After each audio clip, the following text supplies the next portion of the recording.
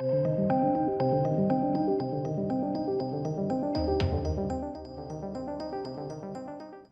ladies and gents, Amazon's The Lord of the Rings has given their official title trailer thing, The Lord of the Rings, The Rings of Power.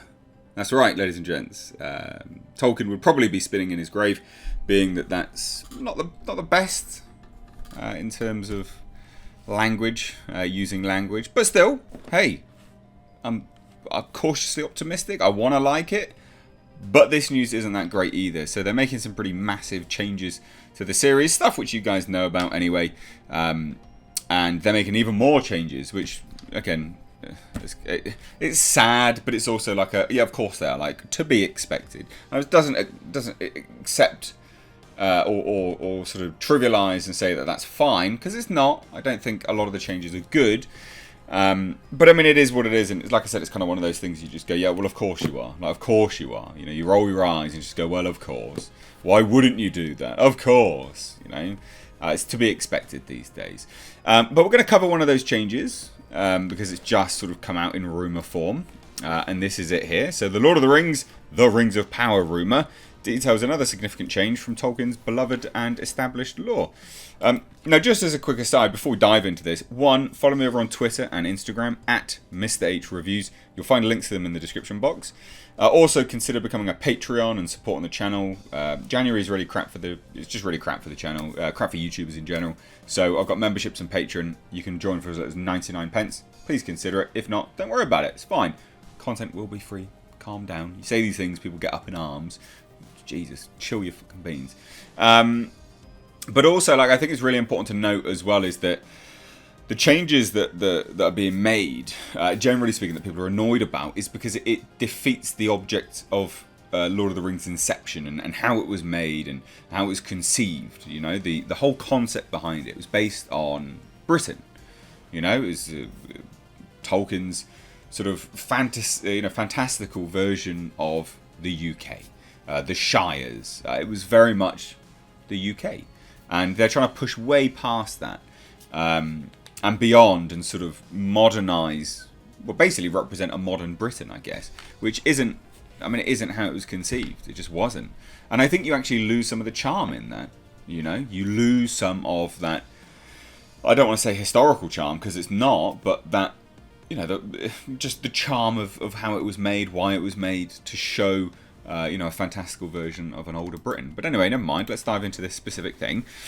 So a key character from J.R.R. Tolkien's The Silmarillion is rumoured to appear in the upcoming Amazon Studios produced series The Lord of the Rings, The Rings of Power. And it looks like it will be undergoing some significant changes. I still can't go over how annoying the use of language is there. The Lord of the Rings, The Rings of Power. It's really not good. It's actually quite bad. So on December 12th, the Fellowship of Fans Twitter account claimed that Welsh actor Tristan Gravel would play Pharazôn.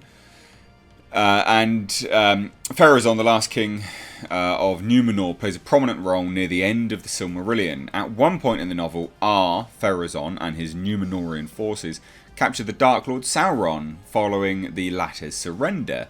Over time, Sauron then begins to corrupt the men of Numenor. Chief among these corrupted is Pharazôn himself, who first begins to worship Melkor in private, but later in public. So, interesting, this is, exclusive. Tristan Gravel will play Pharazôn, not yet Pharazôn, in the upcoming Amazon The Lord of the Rings. Nice piece of sort of artwork here. I think it looks cool. Honestly, I do love The Lord of the Rings, I really do. So Pharazôn's corruption eventually leads to the downfall of Numenor. Fellowship of Fans went on to reveal an alleged character description for the character that shows the character does indeed... That is a lot of characters. Character does indeed have some qualities that could be exploited by Sauron later on, namely his arrogance. Pharazôn is imperious, arrogant, not particularly likeable, and also very intelligent, and the consummate politician. So they would also add that he has a greying beard, shoulder-length hair, and always seemed to be dressed in blue and gold, which are the colours of Numenor. Cool. Fine. That's cool.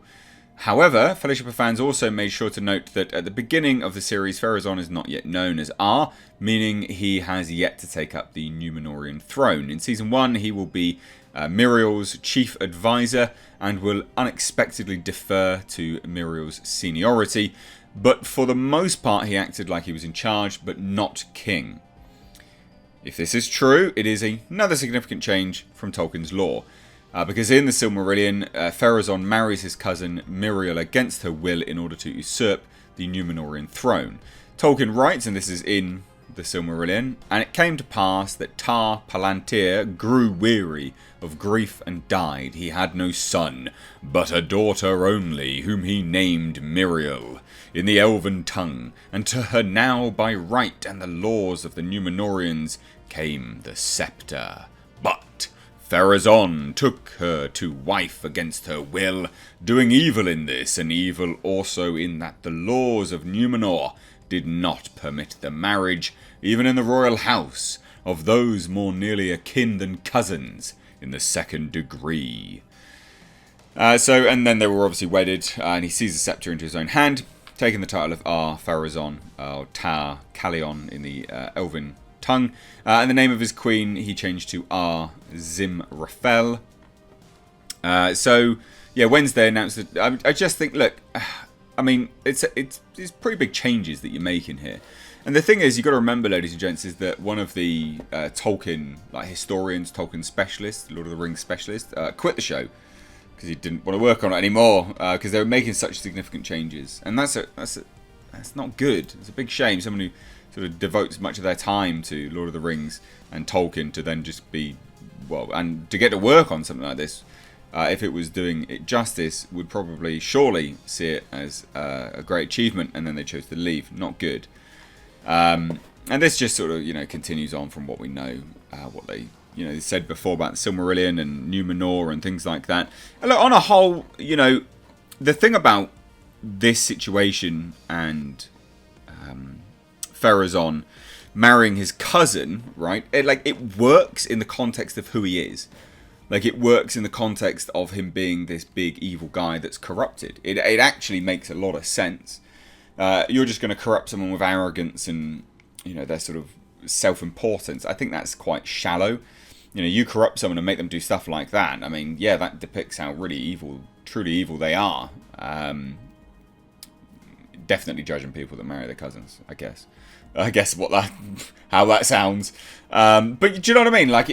It's one of those weird things to change. Why would you change? It's not going to offend anyone. It's an odd thing to change, and it doesn't really make a whole lot of sense. You'd think that they would have to keep that bang on, but apparently not. So there you go, ladies and gents. What do you think? Let me know down below. And again, this isn't, it doesn't, having him do that in this series, it doesn't glorify it. It makes him more evil. It's supposed to be bad. That's the point of the character. So let me know what you think down below. I just think it's one of those subtle, dumb changes that didn't need to happen. But I'd love to hear your thoughts. Let me know.